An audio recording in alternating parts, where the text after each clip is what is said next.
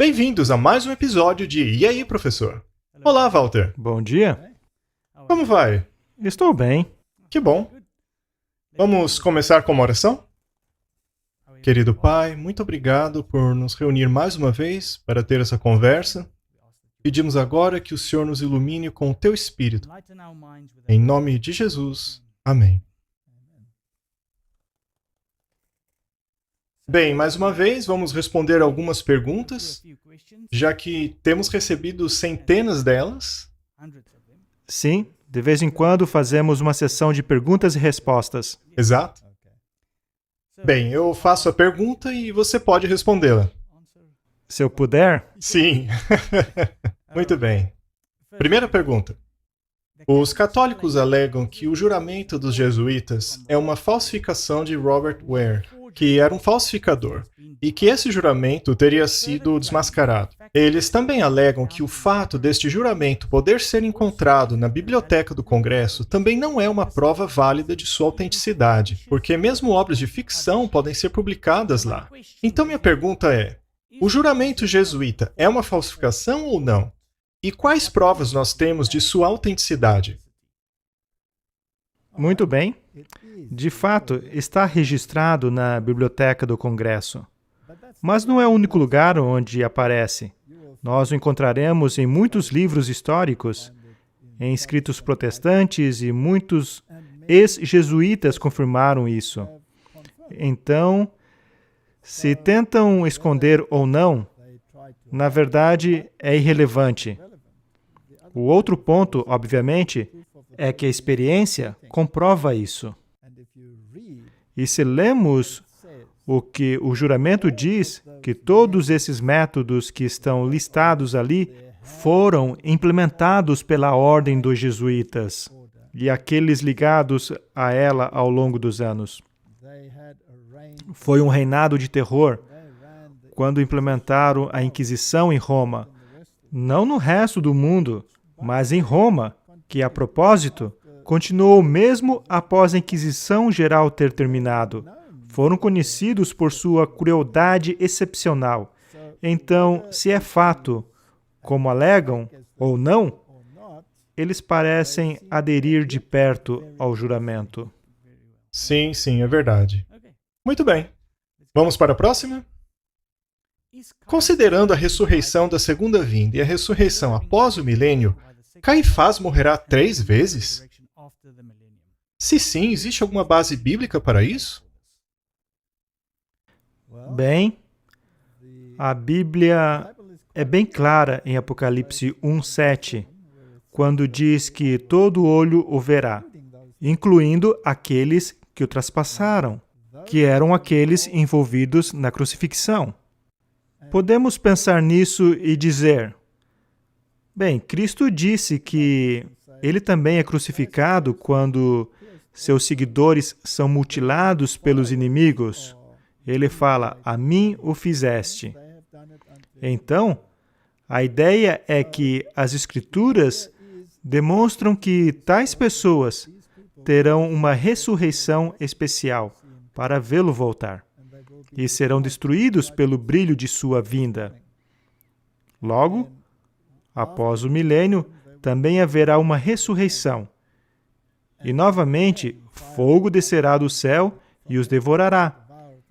Então, sim, há uma razão bíblica para dizer que os piores perseguidores de Cristo, talvez em todos os séculos, serão os que terão uma ressurreição especial. Sabe, pessoas sendo ressuscitadas e morrendo, e sendo ressuscitadas de novo, não significa somente que os ímpios vão passar por tais consequências, ou, infelizmente, desfruta de tais consequências. Por exemplo, Lázaro, ele estava morto e foi ressuscitado dos mortos. Logo, foi dormir novamente e será ressuscitado. Então, Lázaro já morreu 2 vezes. Sim, e isso não afeta de maneira alguma a doutrina da segunda ressurreição, não é mesmo? Com certeza não. É uma questão lógica que aqueles que zombaram e escarneceram dele e o crucificaram na cruz e que foram essenciais nesses atos de tortura recebam uma ressurreição especial. Não se trata de algo injusto. Sim. Obrigado. Bem, próxima pergunta. O termo filhos de Deus significa anjos? E se não, como podemos saber que não está falando sobre anjos? Os gigantes eram resultado entre a união de anjos caídos e as filhas do homem? Eu entendo que anjos não podem procriar, mas e se eles tomaram a forma de homens? O livro de Enoque também menciona nomes de anjos caídos que não são mencionados na Bíblia. E uma última questão.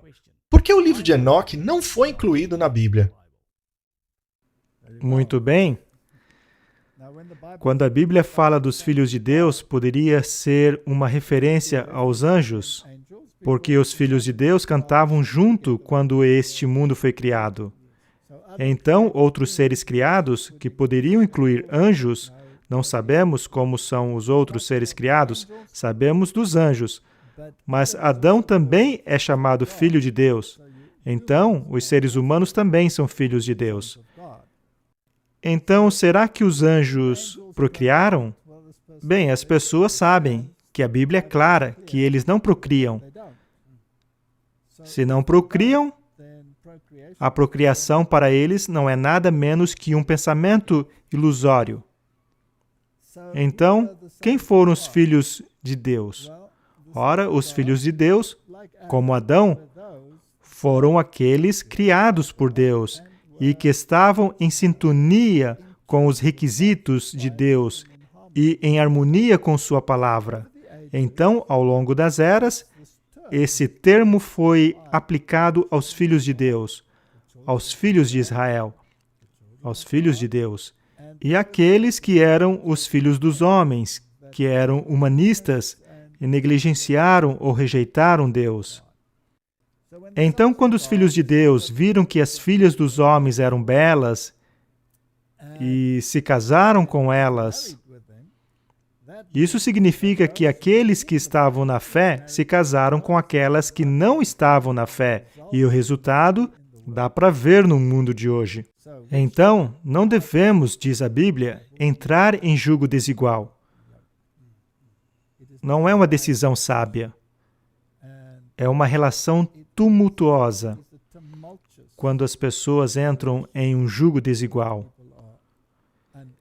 Então, os filhos de Deus eram a descendência da linhagem de Adão, e os filhos dos homens eram a descendência da linhagem de Caim, aqueles que não permaneceram fiel.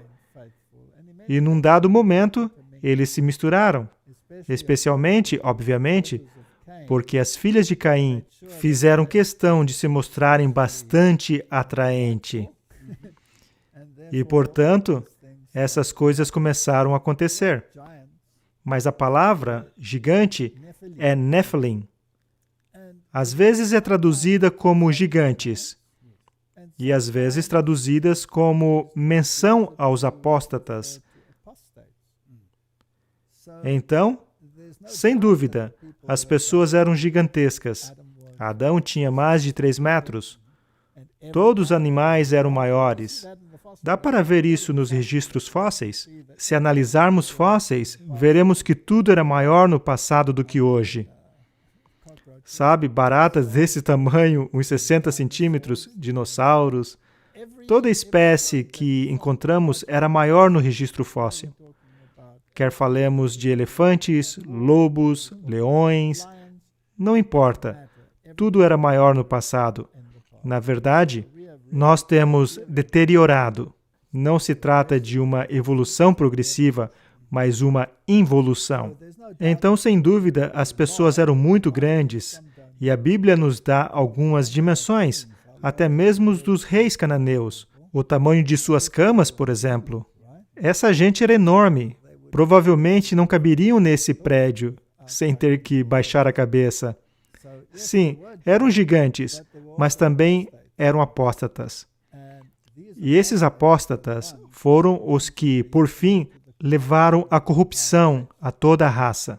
Então, os filhos de Deus eram aqueles que seguiam a Deus, e as filhas dos homens e os filhos dos homens eram aqueles que não seguiam. Eles se misturaram, e o resto é história. e logo veio o dilúvio.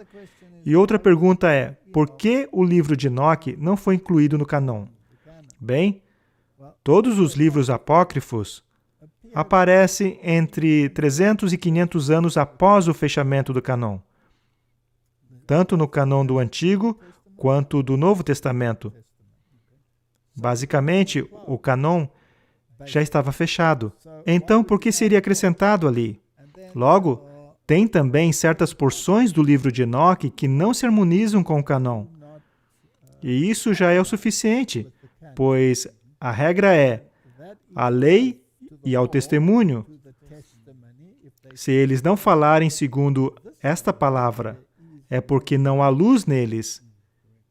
Misturar verdade e erro não é algo que vá conduzir a uma boa doutrina. Então, como saber o que é verdadeiro e o que não é? Ora, se encontrarmos algo nos escritos que é obviamente contrário à lei e ao testemunho, rejeitamos isso. Obrigado. Muito bem. Próxima pergunta. Na verdade, duas perguntas sobre os capítulos 10 e 13 de Apocalipse. A última parte do verso 6 de Apocalipse 10 diz que não haveria mais demora. Seria essa uma referência a 1844 como sendo o fim dos 2.300 dias proféticos? Ou deveria ser relacionado ao verso 7 e aplicado no tempo em que o sétimo anjo começará a tocar? Apocalipse capítulo 10 é a abertura do rolo, não é? Esse é um rolo que foi selado e agora está sendo aberto nas mãos do anjo, não é? Disseram ao profeta para vir devorar o rolo. Em outras palavras, ele deveria internalizá-lo, pois sempre que lemos no Antigo Testamento que o rolo deveria ser comido, o significado era internalizá-lo, compreendê-lo. Então, todo o capítulo 10 de Apocalipse lida com a retirada do selo de alguma porção das Escrituras que havia sido selada. Ora, só tem uma porção em toda a Bíblia que foi, de fato, selada. E encontramos esse no livro de Daniel. E tem a ver com a profecia dos 2.300 dias. Então, se esse anjo tinha um rolo que teve seu selo retirado num dado momento, então deve estar se referindo a ele, pois temos que ir à lei e ao testemunho, e precisamos ter harmonia, não é? Então, não haverá mais tempo só pode significar que não haverá mais tempo profético, pois se fosse interpretado literalmente, nós não estaremos mais aqui. Então, tentar correlacionar aos versículos seguintes é uma forma de futurismo. Estamos pegando alguma coisa fora do contexto histórico e aplicando isso a outra coisa sem um direcionamento bíblico. Então, temos que nos apegar ao que a Bíblia diz. É como a última semana das 70 semanas. Sim. Como se atirasse de lá e aplicasse em outro lugar. Não se pode fazer isso, porque não há direcionamento bíblico que lhe oriente a fazer isso. Muito bem. A segunda parte da pergunta é: a maioria das profecias do livro de Daniel já foram cumpridas. O capítulo 13 de Apocalipse nos mostra a besta num período após a sua ferida mortal ter sido curada. Seria possível que os 42 meses do verso 5 sejam literalmente 3 anos e meio? A mesma resposta se aplica aqui. Exatamente a mesma. Então, a maioria das profecias no livro de Daniel estão cumpridas. Os detalhes ainda precisam ser ajustados, ok?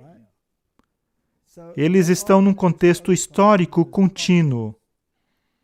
Agora, se quisermos pegar esses 42 meses que estão num contexto histórico contínuo e torná-lo literais, então estamos aplicando regras do futurismo e estamos negando as regras da continuidade histórica. E com que direito faríamos isso? Qual é o nosso direcionamento que nos dirá, tudo bem, eis o que é tempo profético e eis o que é tempo literal? Estamos misturando e confundindo as coisas. Então, apeguemo-nos ao tempo profético. Obrigado. Você poderia explicar melhor por que a lei cerimonial seria uma testemunha contra nós? Porque, como você disse, ela aponta para nós como pecadores que precisam de redenção. Mas a lei moral também não faz a mesma coisa? E se faz, podemos dizer que a lei moral testemunha contra nós também? Essa é uma pergunta muito boa. A lei cerimonial foi escrita por Moisés e foi colocada ao lado da arca como uma testemunha contra nós. A lei dos 10 mandamentos foi escrita pelos dedos de Deus e colocada dentro da arca da aliança. Então, são duas leis distintas.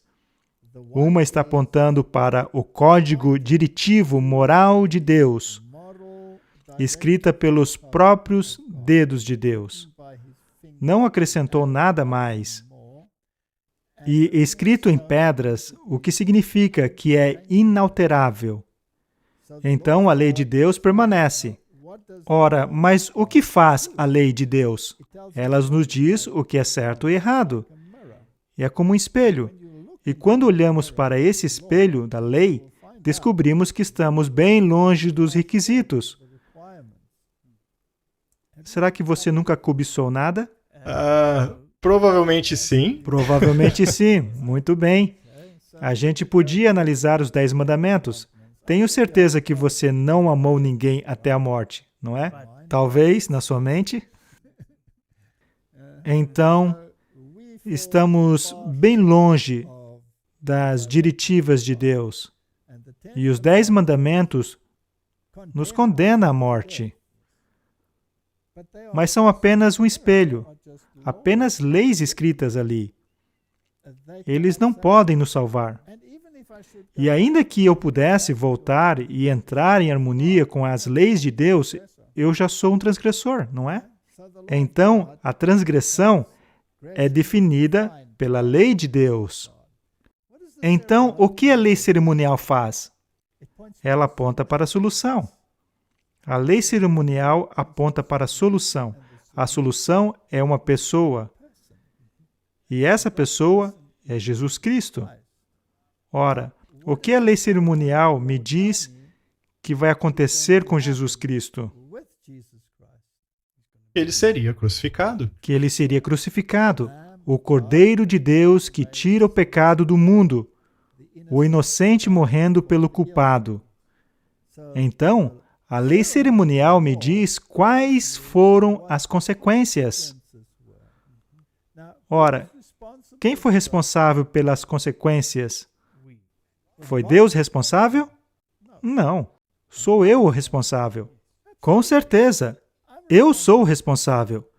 Então, quando eu olho para a cruz, será que a cruz, pela própria razão de a cruz estar ali, será que ela me mostra que eu sou o transgressor? Sim. A lei de Deus não morre por mim. A lei de Deus simplesmente me diz que eu sou um fora da lei. Essa é a sua função. Ela me diz o que é pecado e que eu sou um fora da lei. Ela não proporciona uma solução e não mata ninguém. Ainda precisa haver um juízo. Alguém que lhe execute. E esse alguém decidiu executar-se a si mesmo. Isso é fascinante, não é? Isso é incrível. Ele decidiu tomar o meu lugar. Como isso deve me fazer sentir? Culpado. Isso deve me fazer sentir culpado. Para algumas pessoas, quebrar a lei é uma diversão. Exatamente. Mas ao ver as consequências penduradas naquela cruz, isso me mostra onde está o problema e, portanto, é contra nós. Foi projetado para nos alcançar e fazer-nos perceber onde o pecado leva e fazer-nos arrepender-nos aos pés da cruz. A propósito, é Deus quem atrai e é Deus quem nos habilita a arrepender-nos. Não há nada com o qual eu possa contribuir. Nem mesmo seu arrependimento. Nada, até meu arrependimento é o seu perfeito arrependimento a mim imputado. Isso é lindo. E me faz lembrar daquele hino lindo, maravilhoso amor. Como pode ser que meu Deus tenha vindo morrer por mim? Exatamente. Toda essa questão tem em seu cerne o tema da justificação. A justificação é esse ato judicial incrível de imputar a você a justiça de Cristo, que não faz parte de você, que lhe é estrangeira, e ao homem natural, com sua natureza pecaminosa, rebela-se contra ela. Então, até a mudança de coração que acontece depois, que se chama santificação, é uma obra que Deus tem que fazer. E para conseguir fazer isso, essa cruz deve estar constantemente diante de sua mente e diante do olhar de sua mente, pois essa é a consequência. E sua natureza pecaminosa combaterá a justiça e temos que esmurrá-la até a morte. Todo dia. Todos os dias. Provavelmente mais de uma vez por dia. Obrigado. Fale um pouco sobre o segundo grande êxodo do final dos tempos. A Bíblia diz que ele será tão grandioso e tão maravilhoso que nenhum de nós sequer mencionará o primeiro. Você poderia falar um pouco desse segundo êxodo e o quão perto nós estamos dele? Está bem, tem duas maneiras de analisarmos isso. Em Êxodo, o êxodo comum começou com as pessoas deixando o Egito e se dirigindo a Canaã. Logo, teve a entrada em Canaã, que tipifica outro evento, que é a entrada no Canaã antitípico. Então, onde vamos começar com o êxodo? Vamos começar com o êxodo da saída do Egito. Há uma chamada em Apocalipse, capítulo 18, que temos que sair de Babilônia.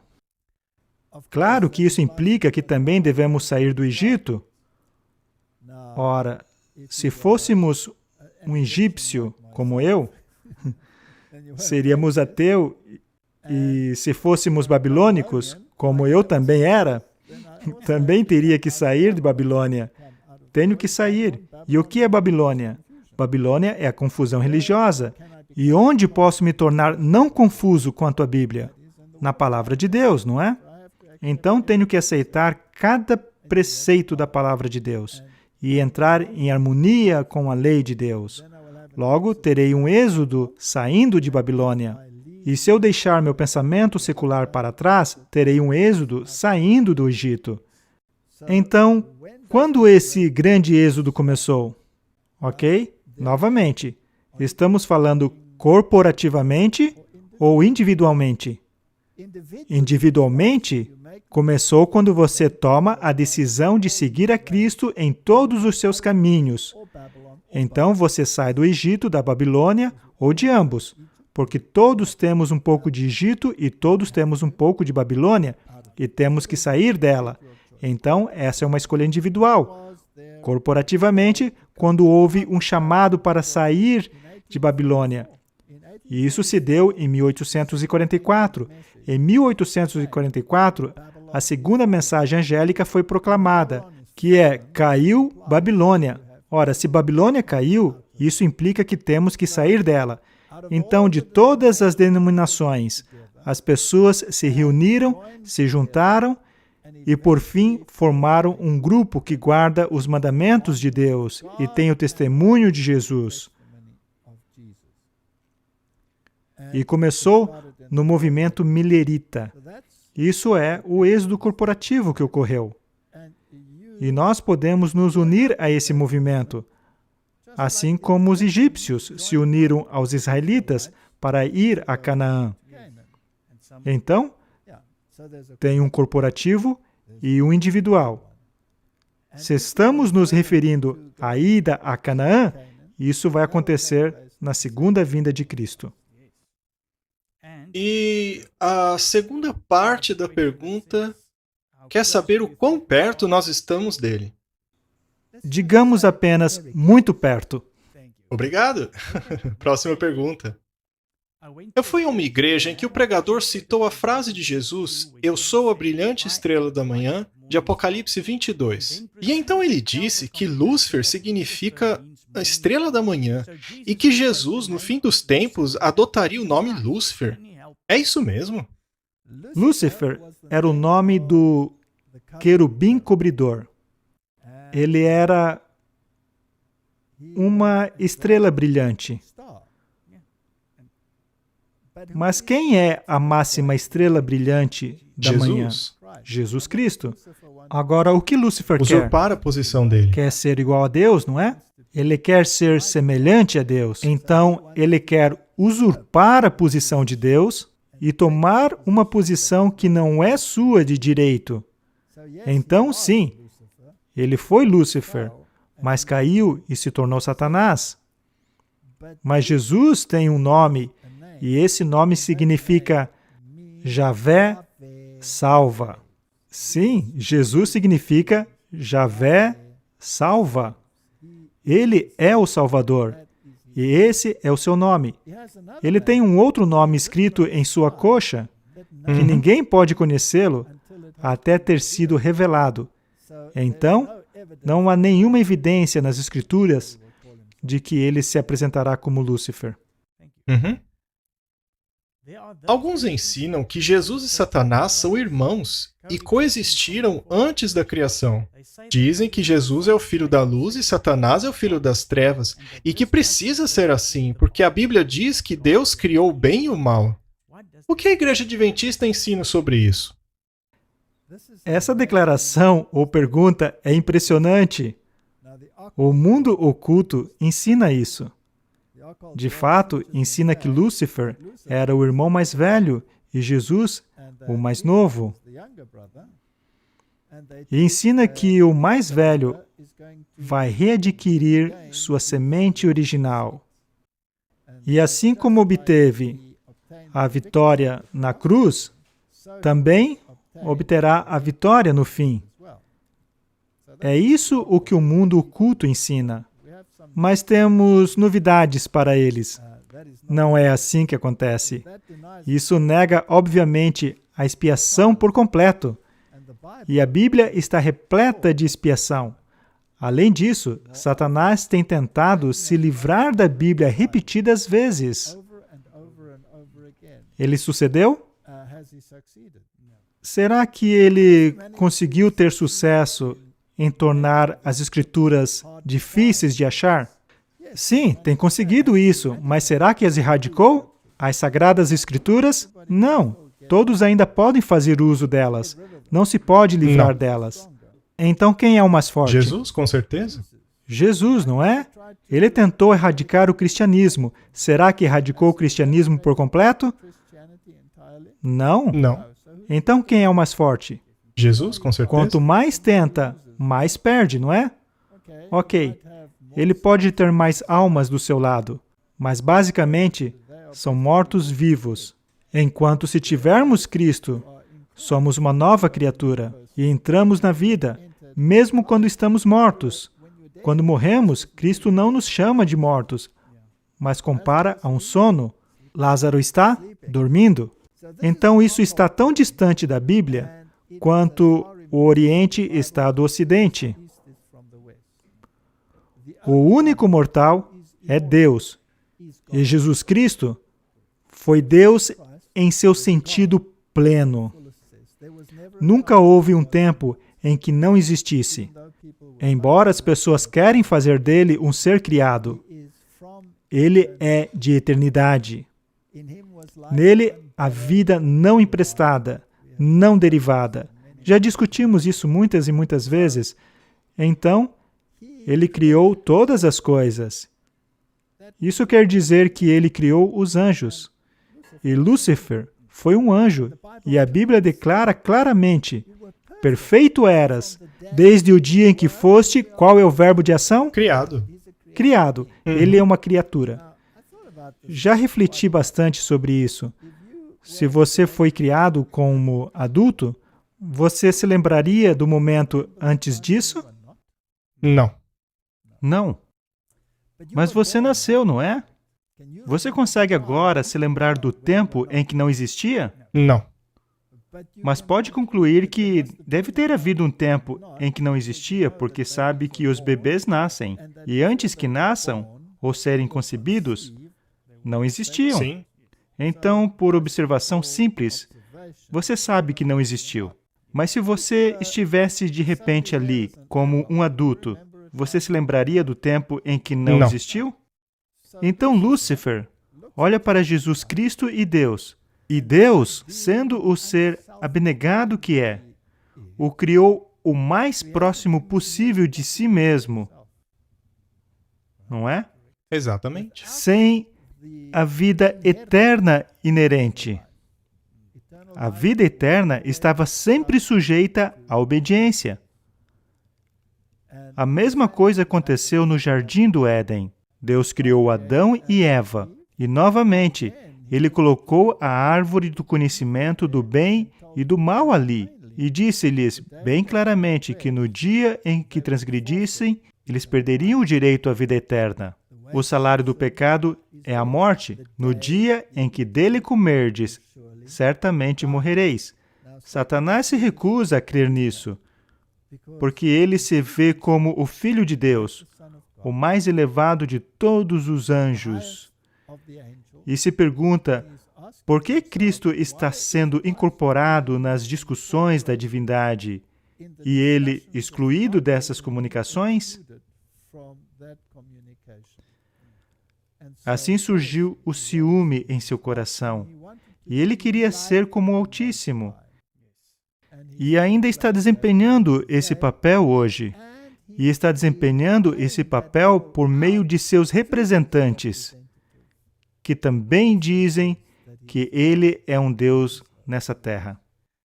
E quanto à parte que diz que Deus criou o mal? Ele não cria o mal, é uma escolha. É uma escolha. Mas, se você tem liberdade de escolha, total liberdade de escolha, existe a possibilidade de você ir contra a vontade de Deus? E se for contra a vontade de Deus, isso é chamado de pecado, não é? Ora, Deus, como autor da justiça, tem definido claramente quais são as regras da justiça. E o diabo e seus companheiros decidiram ir contra isso. Então, perfeito eras desde o dia em que foste criado, até que se achou iniquidade. Onde? Em ti. Então, por que iniquidade foi encontrada nele? Deus criou a iniquidade? Não. Porque Deus criou a possibilidade ao dar-lhe liberdade de escolha. Exatamente. Mas quando ele exercita essa escolha, aí é quando se achou iniquidade nele. Mas Deus jamais quis que qualquer um tivesse o conhecimento do mal. Ele só queria que tivéssemos o conhecimento do bem. Ora, o misticismo oriental diz que um não pode existir sem o outro. Por isso temos esse princípio de yin-yang. Você tem o bem e o mal. E o fato de haver o mal nos diz que existe o bem. E o fato de haver o bem nos diz que existe o mal. E eles estão em equilíbrio perfeito um com o outro. E mesmo no ocultismo, nós temos o que chamamos de luciferiano. E daí você tem o satanista. Ah, ok. Um pratica o contrário dos dois polos. Um é branco e o outro é preto. E aí você tem a magia negra e magia branca. E o Yin Yang também é branco e preto, não é? Então é a mesma coisa. Ora, isso é real? Realmente precisamos ter o mal para sabermos o que é bem? Ou poderíamos simplesmente ter o bem sem ter o mal? Como é que vai ser no céu? sem mal algum. Não haverá nenhum mal, não haverá nenhuma iniquidade lá. Terá sido erradicado. Por quê? Porque elas escolherão não praticar o mal. Aqueles que estão lá, aqueles que estarão lá por toda a eternidade, tomaram uma decisão consciente de rejeitar o mal e entraram em harmonia com Deus e permitiram que Deus os transformasse de novo conforme seu conceito no design original. Então, o mal é uma escolha. E o Yin Yang é uma figura da imaginação que tolera o mal no suposto reino da elevação do bem. Você pode levar isso ao espectro teológico, onde temos a predestinação. E alguns dos teólogos, nessa linha de pensamento, dizem que Deus criou todas as coisas e, portanto, Ele também criou o mal, e criou o céu, e criou o inferno. E Deus ou predestina você a ir ao céu ou ao ir ao inferno. Ora, nessa teologia, algumas pessoas chegaram ao ponto de dizer que precisamos do inferno a fim de elevarmos a glória do céu. Por contraste, esse é o pensamento do Yin Yang. Isso não é bíblico. Isso faz de Deus o autor do mal, fazendo dele um tirano. É como a crença do inferno eterno, de que ele precisa existir a fim de elevar os que estão lá em cima. Sim, eu sempre digo, e também Wesley e muitos outros, que isso tornaria Deus pior que o diabo. Porque que alegria poderia haver no céu se, por exemplo, você visse seu amado sofrendo um tormento eterno? Não poderia haver alegria no céu, seria somente lágrimas perpétuas, não é? Então, a única maneira de se lidar com isso é conforme a Bíblia. Deus disse que vai erradicar o mal. Ele não mais existirá, não se levantará outra vez, e os ímpios serão como pó, serão como cinza sobre nossos pés. Serão consumidos, serão como fumaça, não existirão mais. Então, toda essa doutrina de Yin Yang tem permeado até mesmo o ambiente religioso, mas não há base alguma para ela. Obrigado. Você já falou muitas vezes sobre mudanças globais e a ciência por trás dela. Como a declaração a seguir se encaixa com essa teoria científica? Apesar do Senhor ter cessado a sua obra da criação, Ele está constantemente empenhado em sustentar os seus servos com as coisas que Ele fez. Jesus disse: "Meu Pai trabalha até agora, e eu trabalho." O mundo material está sob o controle de Deus. As leis que governam toda a natureza são obedecidas pela natureza. Tudo fala e age de acordo com a vontade do Criador. A divindade é o autor da natureza e o mundo natural não tem poder em si mesmo, além daquele que Deus provê. Eu acho que o que a pessoa está perguntando é: por que, se Deus sustenta todas as coisas, há uma deterioração e mudanças, globalmente falando? Por que Deus não as retém em seu estado perfeito? Ora, Deus também diz em sua Bíblia que a terra se envelhecerá como a roupa. Então, quando Ele a criou originalmente, era vibrante e perfeita, e não havia defeitos genéticos. Mas quando o pecado entrou no mundo e a árvore da vida foi removida, que retinha todas as coisas em perfeita ordem, não que a árvore fosse necessária, Deus poderia ter feito sem a árvore, mas a árvore era para servir como um lembrete a todos que somos dependentes de Deus. Caso contrário, nós esqueceríamos e continuaríamos com nossa vida. Então a Bíblia nos diz que, desde o instante em que o pecado entrou no mundo, as coisas mudaram. Os animais mudaram, a morte entrou no mundo. Deve haver uma deterioração. Mas Deus permitiu que passasse certo período de tempo antes que isso acontecesse. Então, antes do dilúvio, houve um período muito longo. Adão tinha 900 anos de idade. Era a idade que eles atingiam naquela época. Depois do dilúvio, houve uma deterioração e caiu para 400, logo para 200 e por fim caiu para 70 anos, ao longo dos anos. Então Deus permitiu essa deterioração. Ele também permitiu a deterioração da terra. Na verdade, diz que o solo foi amaldiçoado, que significa que não vai produzir para você o que produzia antes. Antes produzia abundantemente e facilmente. Agora é pelo suor do seu rosto que ele vai produzir. E você terá que lidar com a erva daninha e plantas inimigas, etc. Espinhos. Então, sim, Deus mantém sua vida dentro dos limites que Ele estabeleceu. E Ele mantém a terra e a vida nela dentro dos limites que Ele estabeleceu. E isso vai deteriorar e continuar a deteriorar até que cheguemos a um ponto onde não poderá sustentar nenhuma vida. Mas antes disso, Ele virá, porque Ele diz, do contrário, nenhuma carne se salvaria. Bem, aqui temos 5 perguntas. É certo chamar o Papa Francisco de o homem do pecado?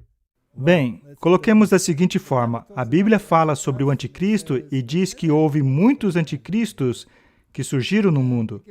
Ela dá um período de tempo muito longo para a existência do poder do chifre pequeno.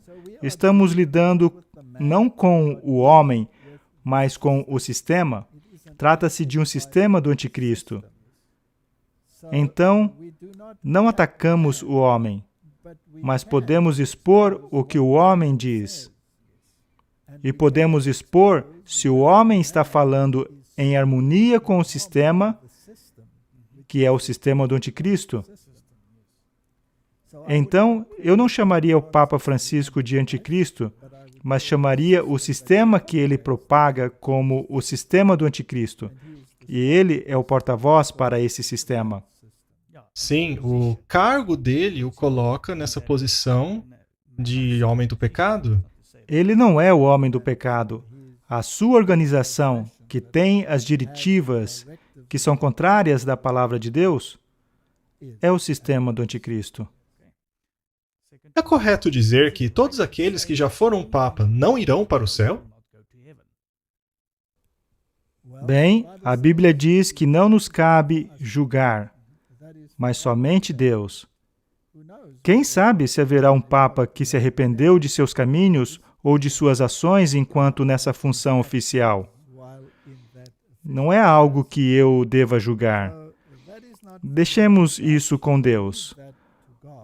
Mas se você defende esses princípios e aceita a arrogância do cargo que você possuiu, então, obviamente, você está agindo contra a lei de Deus e a vontade de Deus.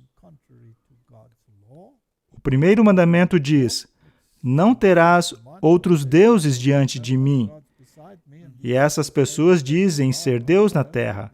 Trata-se de uma questão muito séria que está fazendo exatamente o que fez Lúcifer. E Lúcifer não entrará no céu. Mas deixemos as escolhas individuais com Deus. É correto expor os pecados que estão ocorrendo na igreja? Deveríamos expor a impiedade. E a palavra de Deus capacita o povo de Deus a falar contra a impiedade na igreja. Basta pegar os exemplos da Bíblia. Será que o povo de Deus, será que os discípulos expuseram a impiedade, mesmo dentro de suas próprias fileiras? Será que Paulo repreendeu ideias ideológicas falsas dentro da igreja? As cartas dele? Com certeza. Então, sim, devemos expor os pecados. Não detectemos os homens, mas expunhamos o erro. Sim. Não acredito em voltar minhas armas contra a igreja militante, mas creio firmemente que é certo declarar quando algo está errado. Mas só até aí, sem chegar a atacar o homem.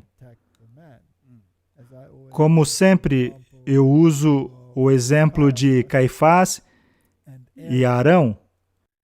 eu julgaria de modo diferente do que Deus julga, certo? E eu pensaria que Arão era um apóstata por fazer um bezerro de ouro e mentir a esse respeito. Sabe, eu já usei esse exemplo muitas vezes e eu estaria totalmente equivocado. E Caifás era o exemplo perfeito de como um líder devolvedor de dízimos e guardador do sábado deveria ser, e ele crucificou a Cristo. Então não vou falar sobre o homem.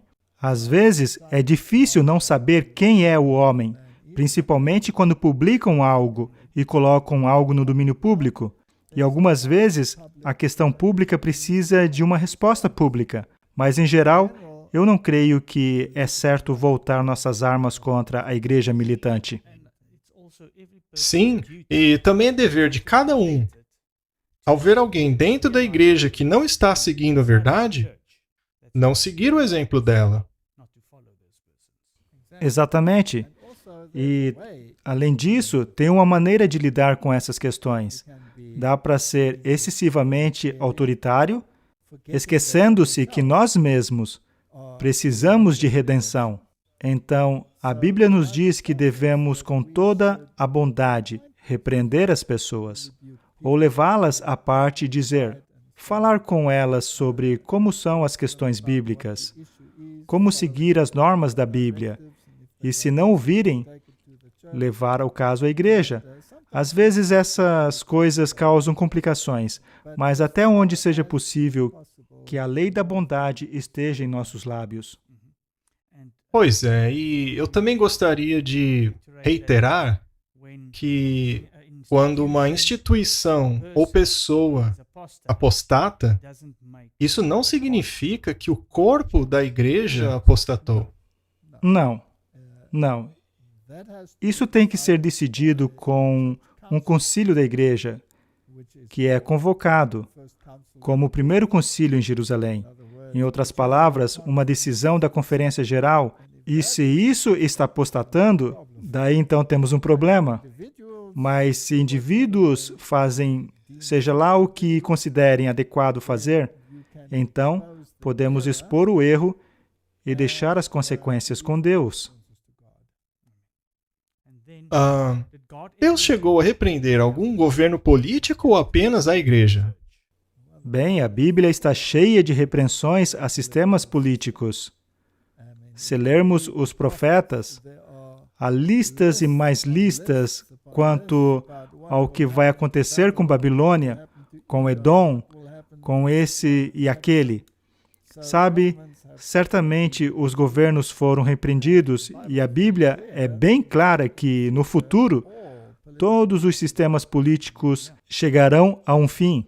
Todos eles, e os reis do mundo darão seu poder à besta, e a besta será tomada, e com ela o falso profeta.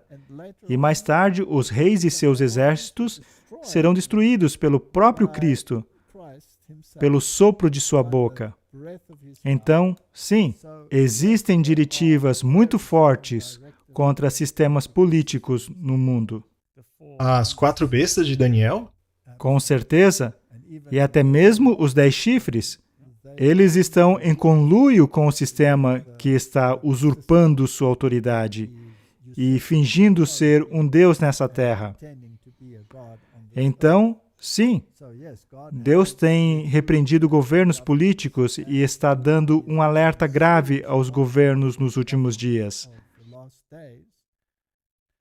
E indivíduos vão se desviar das ideologias que estão sendo propagadas, pois será tão claro que a legislação que está seguindo no mundo estarão tão abertamente contrárias à vontade e à lei de Deus, que até mesmo uma criança vai poder ver que, para estar em harmonia com o mundo, representará ser um inimigo de Deus.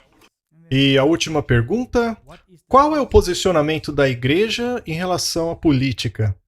Sabe, a política tem a ver com os reinos desse mundo. Se você se tornou um embaixador de Cristo, então você não deveria estar envolvido em política. Porque, assim como o embaixador de outros países não tem direito de voto no país em que ele representa seu país? Assim, o embaixador do Reino de Deus também não deveria escolher um lado quando se trata dessas questões, porque a política se preocupa com as coisas do reino deste mundo e nós deveríamos nos abster disso. Obrigado. Você concluiria com uma oração? Sim, com certeza. Pai Celeste, as pessoas têm muitas perguntas e as respostas só podem ser dadas pela palavra de Deus. Eu oro para que aquilo que discutimos esteja em harmonia com o que Tu nos falaste em Tua palavra e que as pessoas estudem Tua palavra e encontrem por si mesmo qual é a vontade de Deus no tempo em que vivemos. O mundo está rapidamente chegando ao fim. Os sinais estão se cumprindo ao nosso redor e todos temos que tomar uma decisão a favor ou contra. A maior das escolhas que podemos fazer é irmos ao pé da cruz e ajoelharmos-nos ali para aceitar esse grande dom da salvação. Ajude a cada um de nós se apegar à cruz, se apegar a Cristo e que aprecie essa justificação que só pode vir dele. É minha oração, em nome de Jesus. Amém. Amém. Obrigado por assistir esse vídeo.